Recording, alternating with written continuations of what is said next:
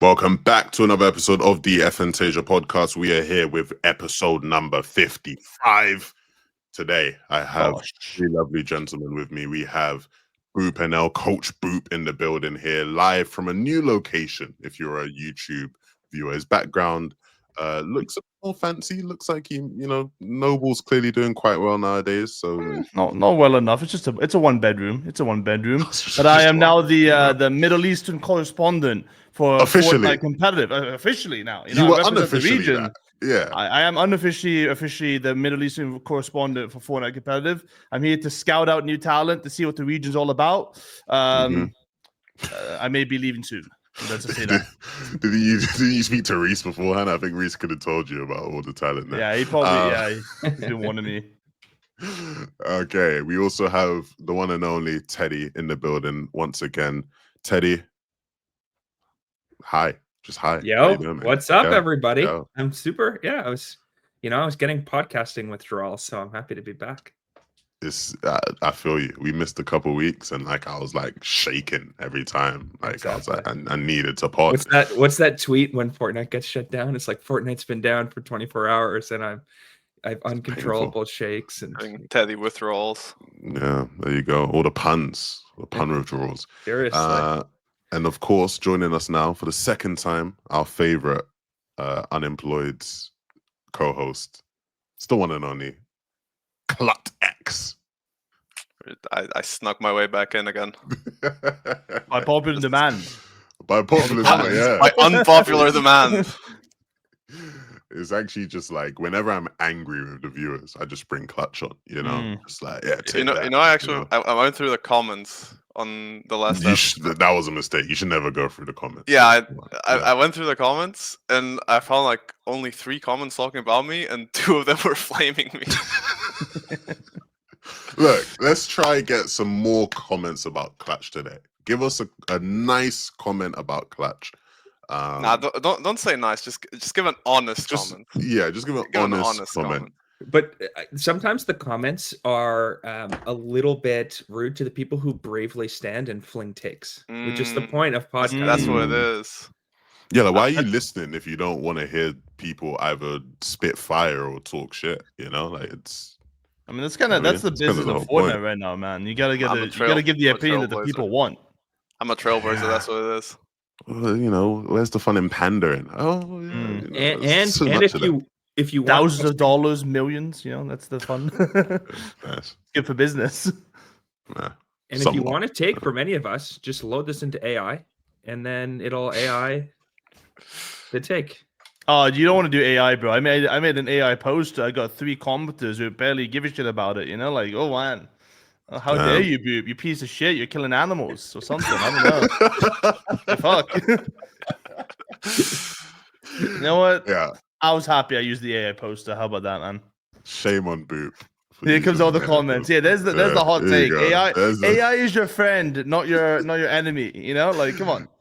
Live in the future, lads. I'm too As someone who has a degree that can be replaced by AI, I actually have a degree that can be replaced by AI, and I'm not too fussed about it. I'm getting a degree that can be replaced by AI. Really? So you're midway through, and you're I'm midway through. And I do social media, so I can also be replaced by AI. You're currently being replaced every day. Yeah. By AI. Yeah. I don't know. I don't think AI can replicate the horrible tweets you make. Let's be honest. I fuck it's very bad, but I genuinely for the Aussie Cup tweets and stuff like that. Every time it's a tournament tweet, I put it on ChatGPT. Is this well written? I obviously don't copy it straight from there, but it's just to double check. But you need the approval. ChatGPT is too nice. It needs to be harder on people. It's too agreeable. It's always certainly this is such a good tweet. For it to be even better, No, it's not even that. I just do it mostly for the grammar because I'm Portuguese, obviously, and I just end up mixing up Portuguese and English half the time. So basically, if you guys hate Clutch, go on the comments, tag Dignitas, and get him fired for not doing the job. Essentially, If I haven't gotten fired until now, I don't even know what. I think he's after the comment you put in one of my tweets. Oh my god, I was to get fired. What comments? The one about ending it all. No. I don't remember That shit's a lot. Welcome back to don't another remember episode of the FNtasia Yeah. podcast. Yeah. Episode number 55. Speaking of AI, we are filming this on Wednesday, the 18th of June. The podcast is gonna go up in like an hour and a half or 2 hours from when we film this, and I don't have a thumbnail yet, so maybe I need to use AI. Because I have not heard from Skyter, so hopefully he responds to me while we're filming. We have a lot to talk about today. As of the time we're recording this, there was an update to the game today on Wednesday, the 18th of June, and Fortnite have been doing a lot. It's funny because we sort of joke nowadays that there's not been much going on in the world of competitive, you know, since Pro-Am ended and everything. It's been a bit quiet. Not for the rest of the Fortnite world. There's been tons going on. And they outright just released a whole new game mode. We have a limited time mode currently available in the game. I think it goes away sort of in like a month's time in the middle of July. So we've got 4 weeks of this. They're doing like a new sort of gimmick every single week. And it is called Blitz Royale. Blitz Royale. I jumped in. I know the other three have not jumped in yet because it literally just came out like an hour ago. So don't shout at them. But I did jump in and I played a couple games of it. And to give you the rundown, imagine Reload, but when you die, you don't reload. That's essentially what you're getting here. There's a bunch of different gimmicks. So all players start with the same randomized weapon / medallion. And so like my first 3 games were me figuring this out. It is 0 build as well. So there is no builds, which also, again, that was actually my first game. My first game, I like dropped in and like I'm landed at like retail row and I've gone to like scrap someone and I'm trying to build. And I'm like, bloody keyboard's not working or nothing. Like the builds ain't coming out. Where are they? And then I realized, oh wait, it's 0 build. Then the next game I landed and I died because like the guy had a pistol and I didn't realize I also had a pistol because you all spawn with a weapon and a medallion effect. There's a bunch of different medallions from a bunch of different seasons. So some of the medallions, you've got the aspect of agility medallion, aspect of combat, the siphon medallion, right? See, these are some of the ones from last year. You have, you know, the mechanist one, which is like the shield coin from last year that we had at Redline Rig. A bunch of just familiar medallions from previous seasons. You have a weird and wacky loop with a bunch of different things. You have a bunch of enhanced weapons that sort of drop. It's like a small confined reload experience without actually reloading, with a bunch of like overpowered weapons and stuff. There's only 32 players, which means that basically the game starts and there's like 10 players left because everyone dies or spawn. And yeah, you can play it till July. And each week I think there'll be a different gimmick. What do you guys think of Blitz Royale? This shit should have stayed in mobile. I'll just say it. I haven't played it yet, but for my initial takes that I usually have about like Epic's games philosophy when it comes to this game, I feel like this should have been a mobile only game mode, just for the pure fact that there's too many game modes. Like they are segmented the player base by 8, 9, if you want to count Fortnite Festival, which we don't really count. So, but I feel like the game has too many people split across different game modes, which is, I guess, the kind of the goal that they have for the metaverse stuff. But like at the same time, you have a lot of people that can play with like bots and pubs and like bots and battle royale. So I played at the start of the season. I played like 6 games of ranked, and every single game was a bot game. Now I don't play much ranked, so maybe that's why. But it was insane to me that I played ranked. It was all bot games. So like, I feel like that type of issue is like further exacerbated by the fact that we now have another game mode where people are going to be split into, and then you probably have more bots populating those servers. Maybe this is like old man yelling at clouds type of thing, but I feel like this is I mean, if it's fun, it's fun. Like that's regardless of it. But I feel like the greater philosophy of the game needs to be really looked at for this. I guess the devil's advocate there would be like, this is clearly like a purpose-built mobile game, right? Like 5 minutes, like kind of the very much feels like that. Yeah, the TikTokification of gaming, where you hop in 5 minutes, you're at the doctor's office, you're on the tube, as you guys call it in Europe. We happen to call it the subway.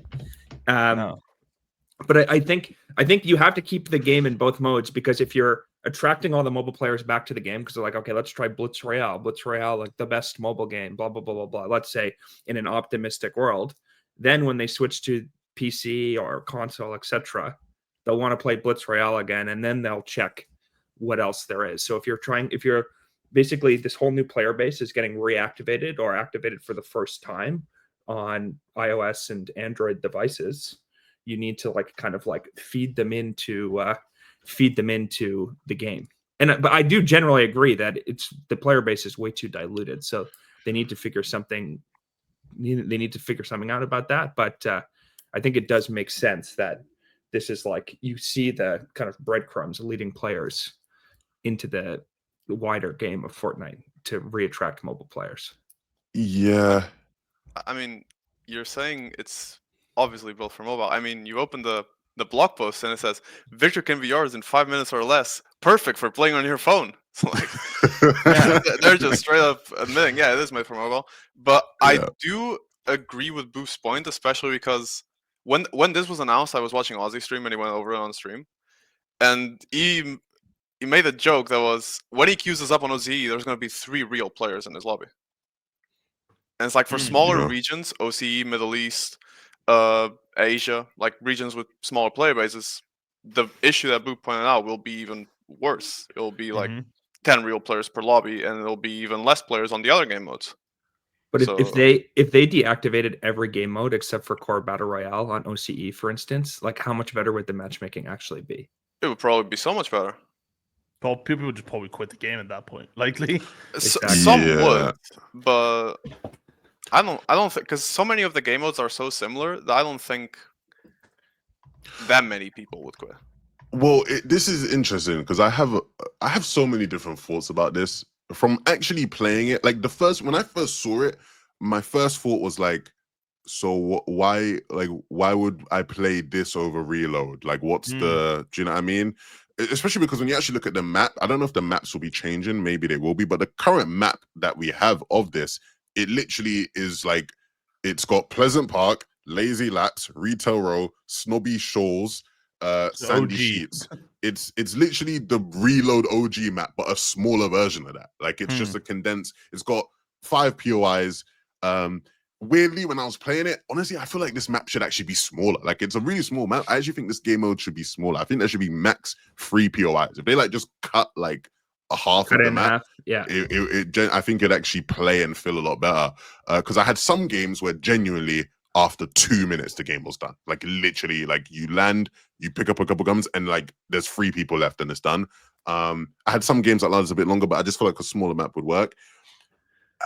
In terms of like the different, like it doesn't feel that a lot of these different modes, when you look at like BR, reloads, and now this, I think one of the biggest problems is like the feeling of like separation, right? Like it doesn't feel like you're playing 3 different games. And maybe it's not supposed to feel that way, right? But I would be curious in terms of just like, if you are someone on those smaller regions, or just in general, like what makes you want to play this more than others? Is it just because this maybe ends quicker? Like, because this and reload in particular just feel like such a big overlap of like what you're getting here. And so if it's not specifically just only for mobile, then like, yeah, like I was just really confused. One, just because it came as a bit of a surprise, but I'm still trying to wrap my head around like what this is, who this is for, and like what the goal of it is. It is also just like an LTM, right? And that's something to keep in mind. Like it's not staying around for long. But yeah, I'm a bit perplexed by it, I guess. Maybe it's not that deep since it's an LTM. I think about like the thing about these game modes and why I think, for example, the Among Us game mode, I don't remember the name, but the Among Us game mode, I think that was such a big success. Right? Imposter, I think it was Imposters, yeah. That's what I was going. That was such a big success, and I think it goes back to what you just said, which is like the separation. There was no overlap with that game mode. And my take on it is that the best way, I'm telling Epic how to do their job, the best way to keep going down this path of they want to make Fortnite a platform, they want to make Fortnite the new Roblox or whatever, is going to those game modes, those completely different game modes, no overlap, new experiences. Like, sure, this Blitz game mode for the 4 weeks that will last will probably have good numbers, but I think that's mostly due to novelty and how quick it is. But it doesn't help the game grow. It doesn't help the game keep players. Maybe and it does. Might even take away players from other modes and from the game in general.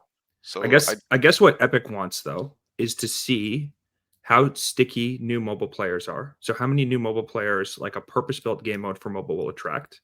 Yeah. And then in the same way we always talk about this feeder from I play a Platinum Cup to I play a Solo Victory Cup to then all of a sudden I'm looking to queue into FNCS, right? Is this I play Blitz Royale on the tube, and then I go home, download Fortnite, play Blitz Royale on my PC, and then I go, oh, I'm going to play Reload or Battle Royale, etc. And it's actually growing the player base. Because I think what the data shows is they've created all these new modes. The overall player base has gone up, but the player experience for each of the specific modes, because they're so diluted, has gotten worse. So that's the high wire act that Fortnite is trying to sort out. And I think if they're going to pick between the two, they're always going to pick more game modes equals higher player base, where you have to do that, right? Like even if it's the underlying, and Reese made a good video about it, and I completely agree with all your points, because I play a lot of bots in rank 2, and it's horrible.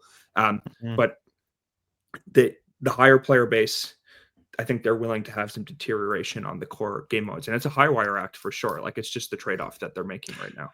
Yeah, I think I said when we had a similar conversation to this like quite a while ago. I forgot what episode it was, but I think, you know, what I said is them adding more game modes is always going to be a thing, because I think a lot of it is down to giving more people more options to help improve retention. Like, there might be someone who wouldn't have played as much Reload and or, you know, BR, but now they will just play a lot of this Blitz mode. And I guess the data probably is trending in the direction that people are still just playing, even if the user experience that you're saying today is less, and at least the feedback we see on like social media from people complaining feels like it's less. These people clearly are still playing the game. You know, without getting into like a big conversation about like numbers and everything, I'll be really interested to see just like how successful this is for the mobile market in particular. We had a conversation on the pod last week about them lacking tournament offerings for mobile. Which, you know, was you know, it's funny that literally the next week now they've actually made a game mode just for mobile, it feels like. You're listening. Yeah, no, clearly they had something cooking that we weren't thinking about. I'll be really curious to see how this plays on mobile, and just whether or not this is, you know, the big leap that sort of like pushes the mobile community. Because you know, that's one thing we mentioned last week, is like, as much as mobile is a massive market in gaming, and it's huge, and I'm sure it's a big deal for Epic, and it's something they care about clearly since they're investing in it. Back in the day, it never really felt like mobile was that massive. It wasn't like there was more mobile players than there were like, you know, players, you know, playing PC and console, whatever. So I'd be curious if if their end goal is for that to be the case, where there's just as many mobile people as there are any other platform playing. Yeah, that was the one I was going to talk about. I feel like Teddy's point was good, but at the same time, the entry point of mobile players, I don't think there's many. At least from the data that we have, at least from competitive mobile players that we've seen from tournament play, right? Like, the numbers were really bad just for the tournament mobile modes that they had. Obviously, those are probably a very small niche amount of people that played tournament mobile compared to like the broader thing, but I'm sure they have those numbers. But I feel like the numbers itself hasn't like notably changed since Epic has unbanned mobile or whatever, Apple, from the EU.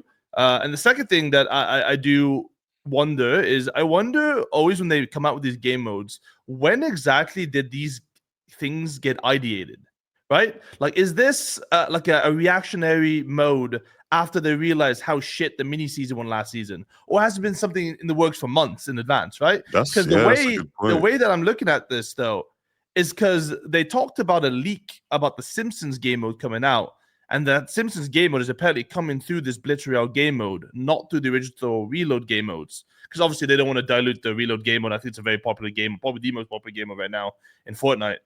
So I wonder if this is sort of like, okay, we messed up with the mini season. Let's use this Blitz Royale game mode to use our activations and our sponsored things and all these things and push it through that medium, rather than disrupt Battle Royale or disrupt Reload. Because, you know, if they don't want to disrupt Battle Royale, then obviously they're going to disrupt Reload, but with these activations. So maybe this is that additional thing. It's like, hey, we can push activations towards that and do like a free skin in that thing or something like that. That makes the most sense to me, rather than being like a mobile only game mode. Others, they should have just only released it for mobile at that point. That's a really good point. I like that. Yeah, that makes sense, especially because we remember, like, they said how like quickly they made Reload, right? Like Reload was a very reactionary thing at the time, and they made it within like a couple weeks or months or whatever it says. And that would make a lot of sense because you look at how they're running this, where like each week there's like a different sort of gimmick, and so like there is the room to integrate that. There were leaks of them making a new Reload map though, which would maybe counterpoint to what you're saying. And the leaks suggest that the new Reload map is going to be like Squid Game integrated. So it's already out, right? I think that is it already out? Is the Reload map? pretty sure I saw a Hypebeast tweet about. I think it is out. I don't know if the map is out, but the Squid Game stuff is out. I think like the skins. Oh, I think there was like a leaked map of it that Hypebeast tweeted, so I thought it was already out at this point. But I think the map comes after. Probably, to be fair, the Squid Game stuff probably came out a long time ago, right? So maybe like this is like a future thing that they want to add to it, potentially. I guess the only thing I wanted to add to what Boom said is to support what you're saying. As someone who has played this does feel like it was made very like it does. There's no real new elements here. They have like this season's like level up tier thing in it, which seems like a very like, hey, we just made this thing using this new mode, you know? The map is obviously just a cut down version of a map we already had. The loot pool, the weapons, like everything. This feels like they made this within a couple of weeks, and not in a bad way. Like, not to say that the quality of it is bad, but it's just a bunch of different elements taken from like things you already have. Like, there's nothing really new here. Yeah, so then it's an Unreal advertisement for Unreal Engine as well. Like, look how fast you can spin up a really good mobile game. I think what Epic wants to understand is, especially, and you guys like hit the nail on the head, that not every market has mobile Fortnite yet, right? There's tons of like really big, maybe mobile native markets, you know, Latin America, etc. That like they could have huge penetration. And so I think they want to see how big mobile can be. And then they want to see the data, how much mobile players feed into the traditional Fortnite ecosystem. And they'll, you know, taking a month to do that. Plus they get the benefit of, they get to show off how quickly you can spin something up with Unreal Engine.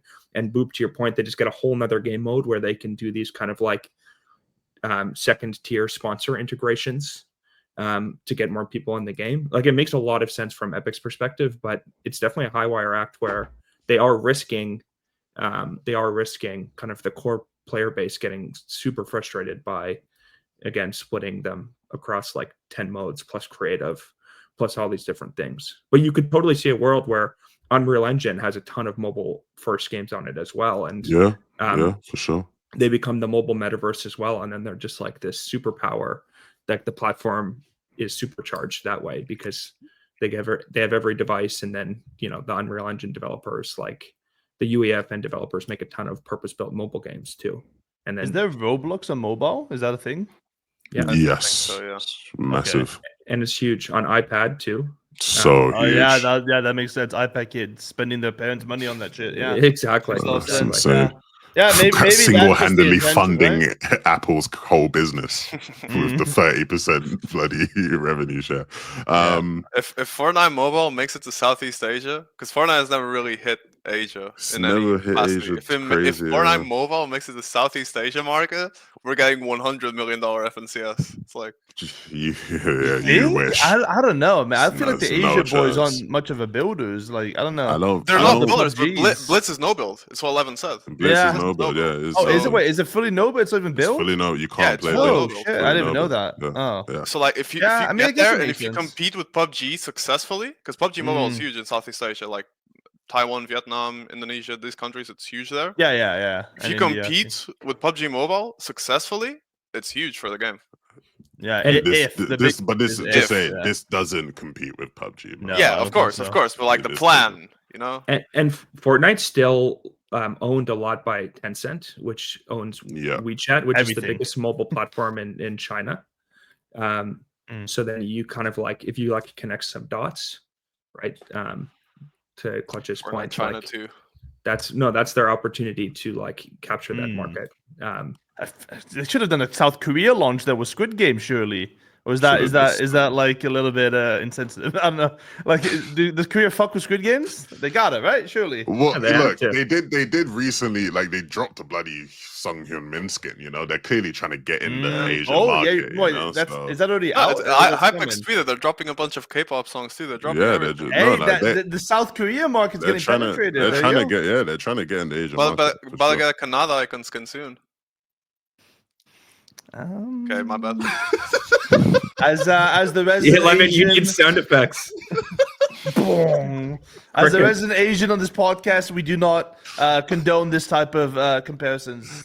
Thank you. Like, he's on Dig, so we'll let it slide. He's on Yeah, that. Dig's a allowed. bunch of racists, man. Yeah, Oh, we'll God. let it slide. All right, let us know in the comments below. Are you, because you know, as this comes out, a lot of you will be able to jump in and play. Let us know if you're enjoying Blitz. I'm never gonna jump back on it and give it more of a shot, because it wasn't bad. But I'm also just not a zero build type of guy anyway. So like, I don't know Zero if I'm build, gonna of force course. it. It's the most played Look. game mode right now for reference, but it's because What, it's me, like- obviously. Well, yeah, it's, like when I opened the game, there was like 30k people on Battle Royale. I was like, bloody hell, man, my Yeah, game it has has fallen. 150k right What now, happened and to then the game Battle I Royale is love? 90. Yikes. All right, yeah. Well, that wasn't the only update we've had, because before this update, actually, a couple of days ago, we had some changes to the competitive loot pool. And to give you the TLDR, a lot of you who are listening to this will sort of already know what's going on. But for the people who don't, they removed all the new season items. That's an exaggeration. But basically, 3 of the key items that made this season in competitive, they removed. They removed the base booster, which was obviously like the main form of mobility that was being used, and a very, very powerful item. They removed the crypto treats, which had some use and were quite strong if used well. And then they removed the scanning visor, which was, yeah, basically really, really strong. And they've altered all 3 of those things, and now they're not in the game, and it sort of has reshaped in a way sort of how these sort of competitive lobbies have played out. Boop, obviously, you know, as our resident scrim watcher here, give us your thoughts on this initially, and sort of what you've seen in terms of how things have played out from it since. Well, I would if they removed the gloves in time before scrims were finished. You know, They like struggled to remove it. Yeah, I logged off for the day. I thought, you know what? That's the meta for tomorrow for FNTasia's day number 1. And then Yeah. I come back to the PC an hour later, and they removed everything. I was on a brisk walk on the beach. You know, lovely. And it just they just removed it. So I was a fan of the item itself, just like pure movement wise. I think it's a sick item, right? Like being able to like base boost, fly. It's across the map. cool, yeah, it's It fun. was really cool. Like it was unique. It was a fun item. It also gave a little bit of diversity to the movement meta. Right now, it's all just blobs and dashing, and so it gave a little bit more nuances because you could like shockwave rotate your teammate, sort of. So I like the item itself, and it's obvious this choice was made because Epic couldn't fix the issue with the damage, and I say issue because they did try to fix it. And the initial patch that came out, essentially the build damage did 200 damage to builds or 500 damage to builds on a random whim. So they tried to fix it, so unsuccessfully did so. Therefore, players are now punished with a slightly worse competitive meta, unfortunately. So that seems to be the gist of it. So I'm sure there's a world where they maybe bring it back, or they just don't care enough to fix it anymore because it's too much effort because we only have 2 weeks of tournaments anyways. So I'm slightly saddened that we don't have the item in it, but at the same time, it's better to have it out than be bugged and do 500 damage. So that's it. Also, can we talk about that fix of dealing 245 damage or 500 damage? Structure damage, yeah. That is still disgusting. It's really strong, yeah. Like, especially in trios where you have teams carrying 2 of them or 3 of them. Like, still, it's so disgusting. Makes you wonder why it did so much before that. Why you did know? it do Like, 2,000? Yeah. what happened there? It's interesting to me because I sort of, my feeling with this, and since it's been removed, I know there were issues they couldn't fix and whatever, and there was like a bug with it where you could like literally shoot through walls and shit. It was like busted. But this felt like an example that I think we've seen at times in recent history in Fortnite where they have this item that clearly gets made to be the build stopper, right? Or the build, helper for the sweat game, killer. the sweat killer, right? Like we've seen them do this so many seasons now over years where they try and do something to give players who can't build like that and can't get over the skill gap, that hump, some sort of fighting chance.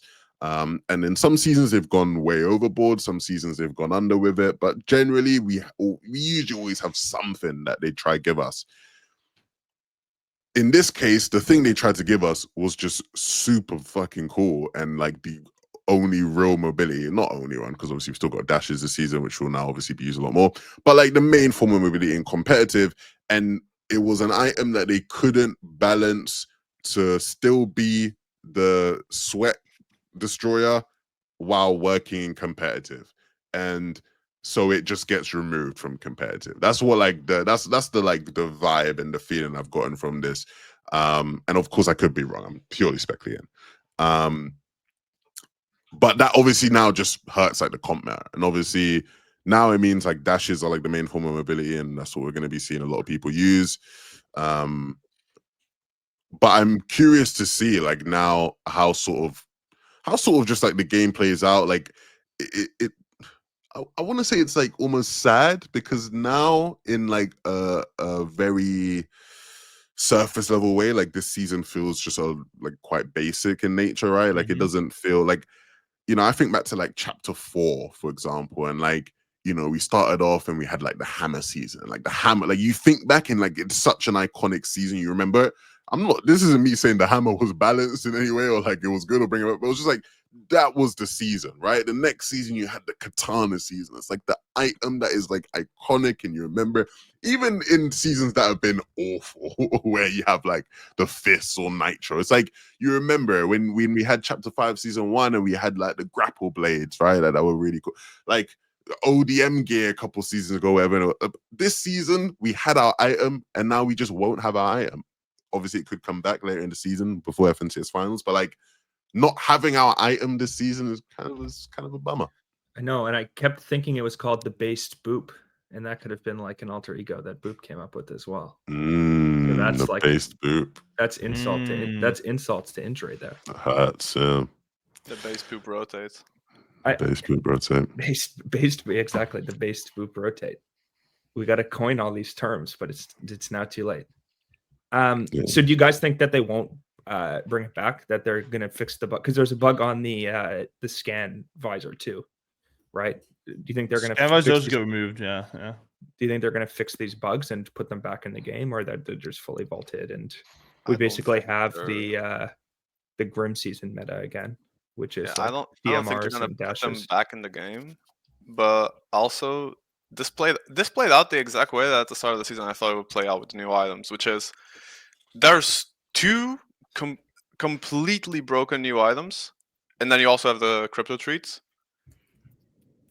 It's just either gonna be a very boring season of base boost gloves, just destroying everything, being broken, and everyone will hate it, or they'll just remove everything that makes the new season new, and it'll just be a very basic season. Like, it'll be fun when it gets to like FNTS. It'll be fun to watch. It's gonna be fun, obviously, yeah. But it's like it's nothing new. It's nothing different. The map looks nice though. The map does look nice. I think the new POI is aesthetic, pretty yeah. cool.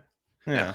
It always ends up being that way though with Fortnite. Like we have like a cool meta, and then like things are obviously a little bit too broken because they always are, and then they have to be slightly nerfed, and then the nerfs don't really work out the way that they expect them to, and then they just get removed. It's just the basic of Fortnite competitive.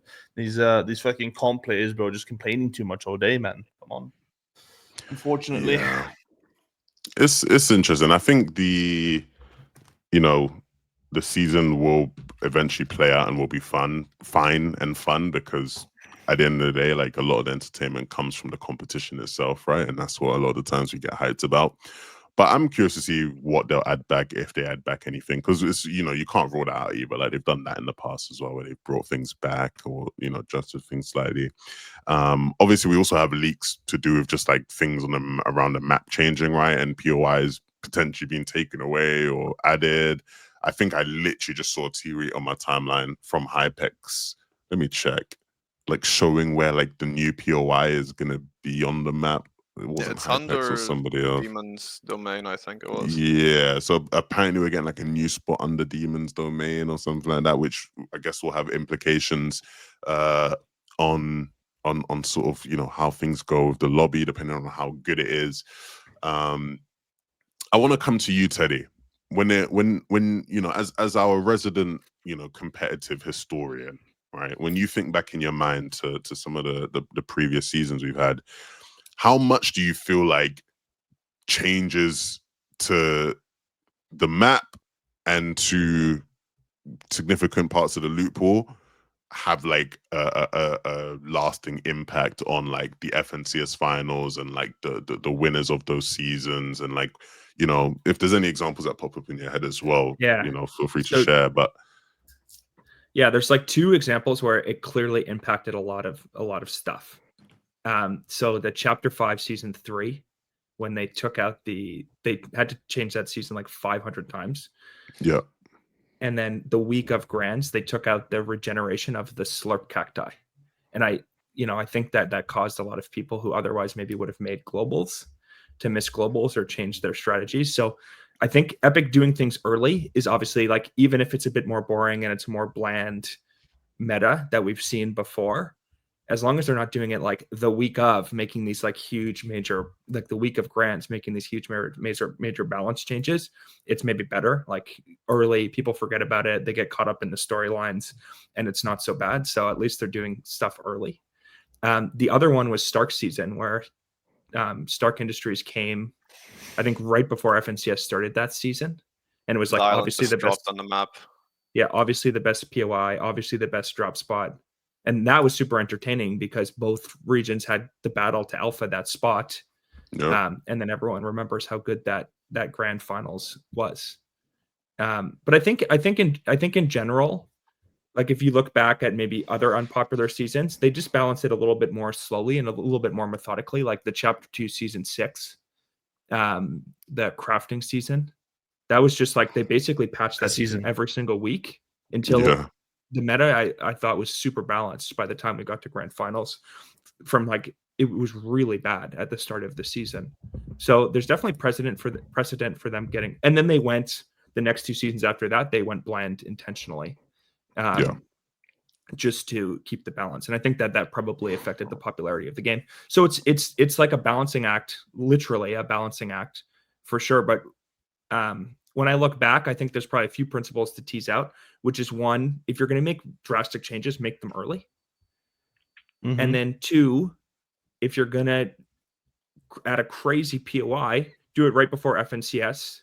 And then that can build some, like that can introduce some chaos into all the storylines of who's going to alpha that spot, who's going to get that spot, etc. If you're going to make a mid-season map update. Well, that's how we're getting both of those things then this season, right? We are. Yeah. So maybe it's ultimately good. I liked the season so far, like at least watching it, but I understand why some people want it to be balanced. I saw like real debate, right? Blood X was saying keep them in, and you know, maybe some other folks on this podcast were saying no, it's really good that they've been taken out. So there's real debate around this stuff.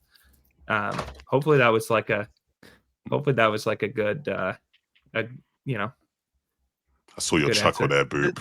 There's usually not much of a debate when it comes to item. It's usually like whenever someone tweets about something, either a player or a coach, there's one reason and one reason only. It's because it benefits themselves. Nothing else matters.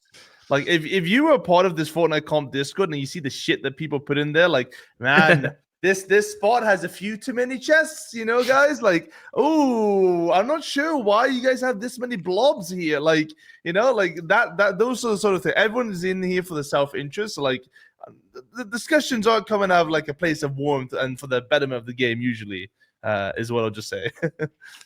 I've seen some variety stuff. I agree with Bloodx's take, but only the full take. Because I saw the tweets where he was like, "No, they should keep them in with like they should just fix the bug and keep them in dealing 250 damage." And as I said, I still think that's insane. But his point wasn't really about the damage; it was just about the lack of mobility. my bad, I got interrupted. The lack of mobility options in the season, because now it's just a full dash season. Yeah. What I think the one thing that competitive has like never fully figured out is almost every season devolves into one single meta. And I thought this season did have the opportunity to be like, oh, there's actually 2 or 3 ways to play the meta and different items to carry and different ways to play a drop spot. If there's multiple mobility items, there's multiple utility items, etc. But obviously it's so hard to keep that balanced. But I do want to see a season, and one does not come to mind, where there was like, you know, more than 2 ways to play the meta, and loadouts, like the quote unquote meta loadout, wasn't super similar between every team. Those are the good old days. I'll be honest. Like there's been a while since we've had the different types of gameplay styles that you could actually put out. You know, like the OG pumps and tacks kind of days, or the charge shotgun and tack days. That was prime Fortnite when it came to like viewing experiences and playing experiences. At least having some sort of strategy for that. I feel like it died in chapter 2. I remember like the good days of Sentinel running Dragon Breath on low ground, and they were the only team in the world that did that shit. Yeah. I feel like it died after chapter 2. Well, the World Cup was obviously the craziest example. The meta could never come back now, but literally people played fully spray meta, people played pump meta, people played combat meta. People played ballers. Ballers. I mean, obviously, no, don't bring that scourge back, but they had airdrops, like with the air raids. What's that item? They had that in World Cup. Airstrike. Yeah, so obviously there's like a lot of work to be done, but it is I do want to see one season where there's like more than one obvious way to play the meta, and there's like a variety of play styles. That's why I liked the what was the invisibility sprint coin in season 1 this chapter that came on the island. I liked that because I liked that one because a lot of different teams could get it, and then you could see different play styles based off of who got it. Because it wasn't always the same team getting it, because it wasn't fixed at a POI. I don't know. I'm still going to watch, and I'm still going to love it. And I'm like, the storylines are powerful enough for this season to be amazing. But yeah, I'd like to see a little bit more variety in the gameplay for sure. Yeah, one thing for me that's always been interesting is like in seasons where things have changed a bunch, right? A lot of the times the teams that have done really well in those seasons are teams who obviously are just grinding, and there's like a element of like certain players actually thrive in that environment, right? Because they're the ones who are quick to figure things out, right? You think back to chapter 4 season 2, that was a season where they were adjusting things constantly about the game, like week to week, and adjusting the katanas and how those worked, etc., etc. And like that played into Queasy and Veno's favor, and you know that sort of helps lead to 6 out of 12, right? So not saying we're going to get a story similar to that this season, but you know, some of these things can help, and I think making some of these changes in time. I say in time. This season still does feel like quite short in the nature of just the lack of the div cups and you know, FNCS slowly creeping up on us. But I think all in all, you know, it's not bad changes. I think it makes sense. I think it leaves questions about sort of the direction going forward that will be answered as these tournaments play out. Of course, we saw Div 1 took place. The first day of Div 1 took place yesterday. You know, we're going to see more of that today. We have a bunch of new teams in NA. Now, last time we sort of came into this season talking about all the NA teams that needed to qualify. And we sort of had said, hey, look, there's like 3 really good NA teams that need to qualify for globals, and there's 2 spots. Then you have like a handful of other teams / players who are, you know, global caliber players that could come out of NA, but with only 2 spots, those 3 teams, like, this is gonna heat up. I can now reveal none of those teams exist anymore. all 3 of those teams have disbanded. And so, correct me if I'm wrong, but those 3 teams at the time were Rise, Muzz, and Yapko. Obviously, quickly disbanded because Yapko moved back to EU. There was Rapid, Booga, Frets, and then there was Canada, Bolt, Sphinx. Yes. So those were the 3 that we were like, okay, One of those teams isn't going to make it. All three of those teams are good enough to be Global's teams. Now we have 4 new teams that you could argue. 3, I think it's still 3, but we'll get into the new teams, basically. So, what's happened? I don't know all the drama and the lore of things. I'm sure Clutch knows more than me because he's obviously our resident Dig member. But the 4 new teams that we have that we need to talk about, we have Rapid, Canada, and Bolts who are playing with each other now. So Sphinx is no longer there. They've picked up Rapid. We have Booga and Frets who have picked up Craze. And so Craze has returned to play with Booga again, which looks a way that, you know, let's not get into that now. And then you have Muzz who decided to leave Rise, and he's now playing with Shadow and Sphinx. And so that has left Rise to play with G Money and Virgo. So those are like the I guess 4 teams now. And it's funny because when we talked about it at the time, Teddy, I remember us saying how, like, is there a chance that of these 3 teams they're gonna like try and make a super team out of those 3 teams, right?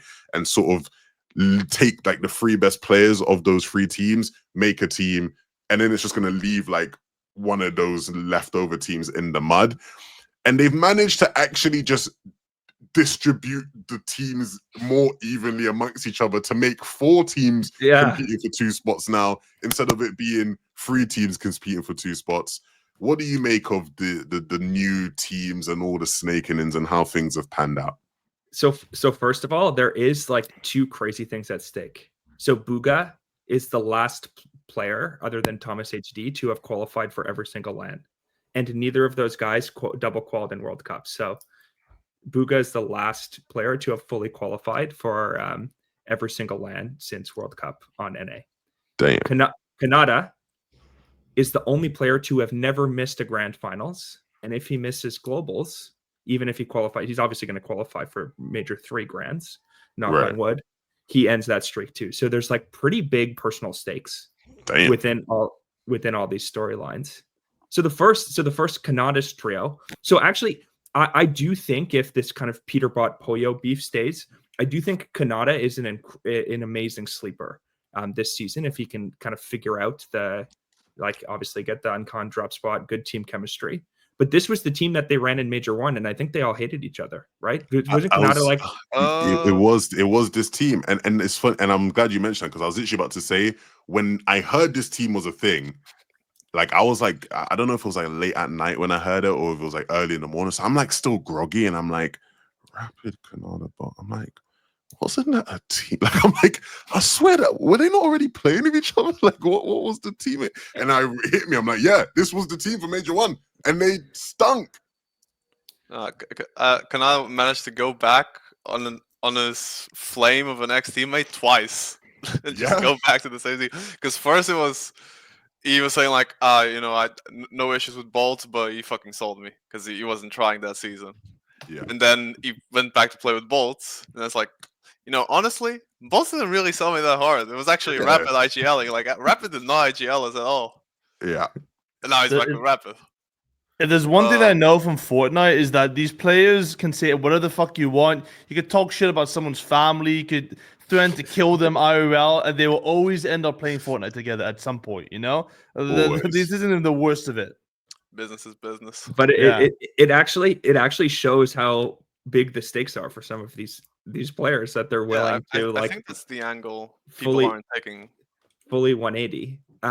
So I do like that team if the vibes can be better. Like Bolts is off the trading, like the meme coin trading, and Rapid's obviously a LAN qualifying player in the past. So I do like that team a lot. I actually like Booga, Craze, and Threats more than I liked with Rapid. I think the problem with Booga is, and this will be my little Booga criticism here, which makes me officially FNtasia coded. Wow. Well, first is I think it's really hard to IGL Booga, because it's like, it seems like when he chooses not to IGL, he's too lazy to do it. But then when you actually IGL him, 100% he's second guessing, or he's like, oh, well, why don't we do this? Or because his game knowledge is so deep. It's like really hard to be having like a former IGL on your team who's like not grinding to be the IGL. So I think forcing Booga to be the IGL and putting that on him I mean, one, that's the right role for this stage of his career and his track record. But but two, that's the right incentive for him to push and grind. Like, I think it would be really hard to IGL him, like in so many ways. So he should be the team's IGL. I do like Craze. I do think that he adds a little something extra to that team, a little extra firepower. So I like that team as well. Like, I would say those are definitely the two best of the four, in my opinion. And I don't think that that's like some crazy strong opinion. But do we want to talk about, since I'm here, we had a Canadian ginger crashing out. Is that Rise crash out in Aussie's chat was 138. Yeah. So I wanted to before we get to the Rise crash out, as our Dignitas representative, what was going on? We heard, like, there were rumors that Sphinx had to sneak out the house because his life was in danger in the dig house, and like he had to escape after he got dropped. Like, what? Can you give us the inside scoop on what took place at the dig house? Okay, so what I know is I went to sleep early that day, so I missed like the moment of the drama, and I just scrolled back through DMs when I woke up. Okay. What I know was at 4 a.m. my time, so 11 p.m. in EST. Yeah. 50 DMs me, lol, I can't believe this. And then he says he has to get Sphinx out the house. And later I found, like, people, I thought, oh, it's because like there was some drama or something, that's why they dropped them. It was all very friendly. It was like all very, they all agreed shit is not going the way we thought it would go. And then 50 had a talk with Sphinx, and they both agreed it's better if I just leave the house. Like, there's no bad vibes, but it will be weird to stay in the house with the people who dropped you. Yeah. So at 11 p.m. though? Yeah, no. What a time for no, it. It's like a one-night stand. I think you gotta leave at work in the morning. I'm sorry. No, because I think the reasoning is like, if he stays in the house, then when he wakes up, then you gotta make him breakfast and all. Yeah, it's like he'll spend longer and there'll be bad vibes. To be fair, like, what's 11 p.m. Map 2 in Fortnite Pro time? That's like 2 in the afternoon or something. Yeah, true. Yeah, 11 p.m. is like 4 p.m. in Pro time. So yeah, that's fair. Like, I think people will obviously think there's more drama than even those three will let. What's the word? Like, there'll be people assume that they're just being friendly publicly, but it's like there was some drama. No, there was no drama. They just It's always good to. As far as I know, they just agreed that shit was going not as expected. It's rare for Kanada, mate. Usually Kanada drops his teammates and says, I'll never play that bum again. He sucks. He sold me. He's the worst player of all time. And then plays with him anyway. But, like, I was expecting just more theatrics there. But, Now, actually, what happened is Sphinx walked into Kanada's room. Kanada's a big Crumble Cookie fan. He's a big Crumble Cookie fan. Trust me, he's a Sphinx walked into Kanada's room at 10 p.m. that day and ate his entire box of Crumble of the week. No. Wow. Kanada was on stream talking about how hyped he was together because he said it looked really good this week. That would add up. Crumble of the week. You don't know about is this Crumble like a Cookie, cookie bro? subscription? I know a Crumble. Is it like a subscription to cook Crumble? No, it's like each week they drop new flavors. Yeah, they do a different thing. I remember when we were in like Dallas for Globals, and like we're filming like a video on like a NASCAR racing track, and it's like a super cool set, and like Kanada's just like on his phone, like, bro, like, check out the new fucking Crumble of the week, bro. I gotta try this shit. I'm like, He's what a the fiend for fuck that are you? Crumble. Like, what, bro? Like, there is a time and a place, bro. But like, what are you on about? That's something like a villain would do in a toddler book. And then he went into his bedroom and he ate all his cookies. No, literally. Like, what? Like, what is this law, bro? No, it's good at least that they're on good terms. But I know who's not on good terms. It is Rise and it is Muzz. Oh my good, holy crash out. What on earth? I don't even want to repeat some of the things that were being said, but for the people who don't understand, Muzz decided he doesn't want to play Rise anymore after, quite frankly, a relatively mediocre time playing with him with a bunch of different teammates. And Rise went in Aussie Antics chat and just started saying every bad thing he possibly could about Muzz. It was not good. It wasn't good. It was not good. And I love Rise. That's my guy. But it was a bad look. It just was a very bad look. Let's just call it how it was. He's definitely gonna regret it, right? That goes to show a lesson for all you kids out there. Never act on anger. Because I don't think there's going to be one scenario where you won't regret it. Never go on Aussie's chat when you're crashing out. It's just And not the and chat to definitely go don't to. do it. Definitely don't do it publicly like that. Is it bad? When I saw the chat messages, like I saw the screenshots of the chat, and I just assumed it was like Faxy's chat because of the picture messages. You know, I was like, this has to be like a Faxy. It felt out of place in Aussie's chat. Yeah, it was like, and I realized it was Aussie's chat because I saw like the bananas. You know, when you say Muzz in Aussie's chat, it's like bananas. You know, so I'm like, hold on a minute, is that Aussie's chat you saying that in? Bloody hell, man. Because I was watching live when he was crashing out, and I just saw as the messages got progressively worse and the crash out got progressively wilder, Aussie's just like reading it all, not saying anything, and then 10 seconds later is like, yeah, chat, I don't know, Rise is just crashing out. It's like, it's fair, I understand, but yeah. But it's like, and like Aussie's like Muzz's #1, like, I know. You're in hostile territory. There's no way you use the words "it's fair" to what Rice said. No, he was like, he didn't say it's fair. He said, I don't want to put words in Aussie's mouth. You know, hey, go the antics. I'm not putting words in your mouth. But from what I remember, what he said was, if I got dropped how many hours before first Div Cup, I would also crash out. Yeah, no, being angry for being dropped and that timing is reasonable. It is. It's just where, like, you know, where like, that's and how. also reasons. Maybe. Okay, like. And also, I'll just say one of the like, things he said. Like, I want my teammates to do push-ups. Like, what the fuck does that even mean? Yeah, like this wasn't a problem before, you know. At least like when Canada's angry at his teammates, he's like, yeah, the guy fucking sold me, bro. Bro doesn't know how to play fucking low ground, you know. It's like some like real nerdy in Fortnite type shit. He's not talking about like doing push-ups and shit, man. Yeah, I think it was like all the built-up anger from all the myth placements they had. Yeah, for sure. It's definitely a combination of a very bad 2 years for Rise. Like, because like Canada's like a crash out after one season. It's just like one season he's done. He didn't really have that many long-term teammates recently. Yeah, the Agers, of course. Yeah. So it's like the Rise one was a long time of a lot of myth placements.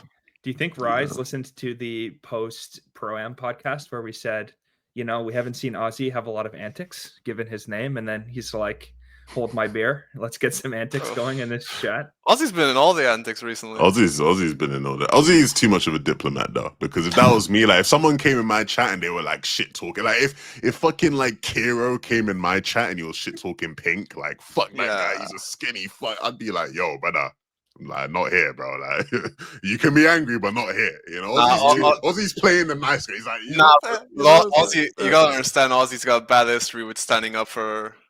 Hey, especially from us. You know, his friends for sure. Yeah, it's a touchy. No, that's a good point. That's a good point. So it has been a tough 2 years for Rise. Like, so him and Iamzo really should have won in 2023. Like, they basically were second or third every single season. They were super dominant outside of FNCS too. Like, they won all the qualifying weeks and the cash cups, etc. Then they were winning in Major 1 of Chapter 5, and they got the DDoS, or the alleged DDoS. Yeah. And then they just couldn't bring it back in Major 2, and then that was the beginning of like the Peterbot demoralization. Yeah. And then Rise missed globals with Agers because he got keyed by Mongrel and Savage in game 12. Those also crash up there. Then he flukes his way to globals through circumstances with Agers still somehow. Yeah. Then he gets in all this drama with Clicks, which is like, you just don't want to be in a drama with Clicks, right? It's just 100% going to, like, that's just going to have lasting effects on your mental, to be completely and your social media accounts. And to add to that, like, in the aftermath of all of this, the only tweets I've been seeing about it have been people from Clix's community just shitting on Rise because of that pre-existing history of them not fucking with Rise. Told you guys. You know what I mean? Yeah. Like, told you it was a crash out. Yeah. Yeah. So continue, Teddy. Yeah. And then just some mediocre performances, right? No lands qualification, not the standard he had set in the past. And, you know, I think the combination of it definitely led to a crash out. Hopefully he can take the bigger picture, take a step back, Yeah. Lock in Don't with his do it. team. Have at least some moral victories. Maybe if he doesn't quad globals, have at least some moral victories this season. Have some passion for the game. Take a break. I think more Fortnite pros need to be taking breaks, and touching grass, as the meme goes, or like walking in a forest, something like that. Right? That's like really good for your mental health. Cooked. You know you're cooked when Teddy starts talking about taking That's Teddy's way of saying just soft I retire. was honestly hang it up. waiting for the rise pun to come in somewhere, like rise again or something. Like I was waiting for It was something getting towards there. the end of We that were monologue. getting there. We Like were and getting rise there, above the ashes like a phoenix or something. We Like were getting there, bro. That's what are we getting there? No, that's that what we was call the punchline. That's what we call an alley boop right there. oh, Slam dunk, an baby. alley-oop. dude, you Wow. came in clutch there, Teddy. You came in clutch there. That's crazy. Now it's weird because like where does this to round this up then? Where does this leave now the 4 teams? You sort of gave like a soft ranking of like the 2 you think are likely to get the spots, but let's have like our collective agreed ranking of these 4 NA teams now that we assume will be the ones fighting for those 2 global spots. Rapid Canada Bolts, Muzz Shadow Sphinx, Booga Frets Craze, Rise G Money and Virgo. How would we rank those, and do we think there are more changes to come is the follow-up question after that. I think Canada has to be one. Like I could actually see that team winning if the Polio Peterbot contest stays. Like I would see them being the 4th best team on the region, and they're just kind of a clicks, Iamzo and Higgs, issues away from winning. So I would say they're definitely number 1. Does anyone disagree with that? I don't disagree with that. I mean, I'd agree. Canada number I'll 1. be honest, all these trios all kind of feel the same. Just a little bit of the same of both things. I think there's a tier break between the first 2 and the second 2. Maybe slightly, but maybe I'm not that enveloped into the tier 2 NA. I think I'm Booga Frets and inclined- Craze and Canada Bolts and Rapid are by far it's that was gonna be my top 2 as well. I don't think it's even close compared to the other 2 trios. I'm inclined. I actually think Muzz Shadow Sphinx is like I think we're asleep. I don't think it's a massive gap between them and then like Booga Frets Craze. Like I think, like I could see a world where Muzz Shadow Sphinx almost are like the Vidal Cooper Sphinx of 2 seasons ago, where like they are actually just performing really well in most tournaments. We'll find out obviously this week with Div Cups. I think all 4 of these teams right now are currently in a qualifying spot. Yeah, like Rapid Canada Bolts are in 1st right now. Obviously, day 2 is still to be played. Booga and them are in 4th. Whereas the others, Do you think Money 14th? So like, yeah, they're all in thereabouts. Do you think of the top 2 trios, like they both got better? I just feel pretty confident that both these trios got better. Booga's trio got better, and Canada's trio got better. You mean got better than when they last played, or better than the trios? Compared to I the trios before. Well, they got better, but that's funny because when these teams formed, we talked about how they got worse. Like we joked about how they got worse when the teams formed, right? Like on the pod, we were like, when the last switch up happened before this one, we were like, yeah, they've done all these switch ups, and like I feel like all of them have gotten worse. And now they've actually 2 of them have just gone back to old variations of the team. So like, yeah, they're better, but like, how much does that move the needle, right? This was actually a masterclass because FNCS is all about momentum. You start getting into the flow of things, you start getting in the zone, and they just tanked a worse to like a slight downgrade, so that when they go back and they upgrade again, now they got the momentum in their favor, and now they're prime for FNCS. Do we think these teams stick? Definitely. All 4 of these teams. Do we think this is it? Like, I could see Rise trio like getting shaken up a little bit on the margins. Yeah, but I definitely think Booga and Canada are sticking with these 2 teams. I'd be really surprised. In the order we said, like Canada's trio, Booga's trio, Sphinx's trio, Rise's trio, I think the first 2 won't get changed, and then Sphinx very unlikely to get changed, and Rise might have some changes there. Okay, but I think that's fair. I'd agree with that. It's also about like the options, like who do they even? Can they even get? There's Miro unretired. Miro unretired. Let's run it back. Rise Miro Bucky. That oh man, if Miro makes globals, I could actually. Miro is the one player who I could see doing really well in a tournament after not playing for a year. Goat debate is back on if he makes globals. If Miro manages to fluke his way into globals, we gotta start having some conversations. We will do if Miro qualifies for globals, we will do a 5-hour GOAT conversation episode. Maybe 5 hours. I might be missing on that day. If he qualifies for globals, you won't Not need 2 another hours. one, It's a 5-minute please. talk. It's a 5-minute talk. He's the GOAT if he qualifies for globals. We would have a conversation about the region more than Miro himself, I feel like. But Maybe. Yeah. Well, thank you boys for joining me again this week. Let us know, guys, in the comments below, which of these teams, if you've made it this far, which of these teams do you think is, coming out the best of this one? I think there might be some people who feel like Muzz, Shadow, and Sphinx come out really good at this one. Can I ask Craze one more getting back in the question? bigger threats. What's up? Can I ask one more question? Yeah, no, what's up? Can we get a Yapko status report? Is Yapko on a good team? He is. Well, this is I've been fighting on the Twitch chats about this, but yeah, Yapko is on a good team. Unfortunately, he is in Division 2 right now. But the freakiest shit of them all is that his teammates don't want to play with him in Division 2.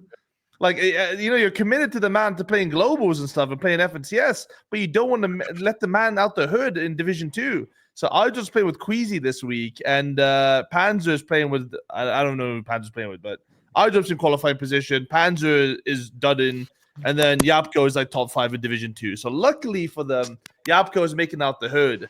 But I'll be lying if there was in a small part of me that was like, I hope Yapko doesn't qualify just so that like the teammates just to see. Yeah, see what why happens. would you not play with your team? It's an extra week of practice. Like the money matters, but like, come on, like it's your teammate. It's all about the moolah, boop. You it's all about the money. I have no clue about money, man. Nothing. Freakish shit's happening in the Fortnite world. Freaky.